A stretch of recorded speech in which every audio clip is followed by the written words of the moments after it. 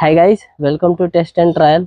और गाइस, होमी जहांगीर भाभा के द्वारा देखा गया ये सपना था कि भारत को यूरेनियम से, भारत का जो रिएक्टर है, जो अभी ज़्यादातर रिएक्टर यूरेनियम से ही ऑपरेट होता है, उसको यूरेनियम फ्यूल से शिफ्ट करके थोरियम बेस्ड की तरफ शिफ्ट करना था। इसलिए शिफ्ट करना था क्योंकि भारत में यूरेनियम का भंडार बहुत ही कम है और थोरियम का बहुत ज़्यादा रिजर्व है।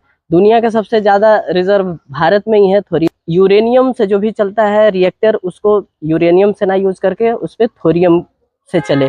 इसके लिए 3 स्टेज का सपना देखा गया था, जिसमें 3 स्टेज का रिएक्टर बनाते हैं, हम लोग बनाएंगे। जिसमें पहला स्टेज रहता है PHWR, जिसका फुल नेम होता है प्रेशराइज्ड हेवी वाटर रिएक्टर।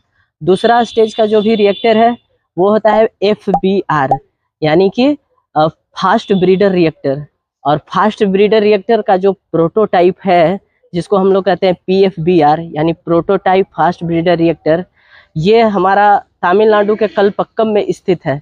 यहीं पे एक रिसर्च हुआ है जिसमें हम लोग क्रिटिकलिटी हासिल किए हुए हैं। ठीक है, क्रिटिकलिटी का मतलब होता है कि अगर हम लोग न्यूट्रॉन का बम्बार्डमेंट करते हैं, न्यूट्रॉन अगर हम लोग देते हैं तो वो न्यूक्लियर रिएक्शन को सस्टेन कर लेता है, यानी उसमें न्यूक्लियर रिएक्शन चालू हो जाता है। ठीक है, उसी को क्रिटिकलिटी कहते हैं। तो ये अचीव किया गया है हमारा फास्ट ब्रीडर रिएक्टर कलपक्कम में। और ये जो रिसर्च हुआ है वो है 6 अप्रैल 2026 को।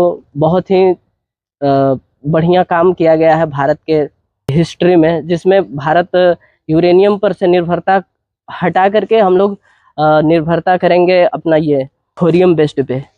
3 स्टेज न्यूक्लियर प्रोग्राम है, उसमें 3 तरह के न्यूक्लियर रिएक्टर का यूज होता है। पहला है PHWR, यानी प्रेशराइज्ड हेवी वाटर रिएक्टर, जिसमें यूरेनियम 238 को कंज्यूम करते हैं, यूज करते हैं हम लोग, और जिससे प्रोड्यूस होता है प्लूटोनियम 239। ठीक है, सेकेंड वाला है रिएक्टर है FBR, यानी कि fast breeder reactor. Fast breeder reactor इसको इसलिए कहते हैं कि इसमें जितना भी हम लोग प्लूटोनियम 239 का यूज करते हैं, उससे ज़्यादा प्लूटोनियम हम लोग को प्रोड्यूस होके मिल जाता है।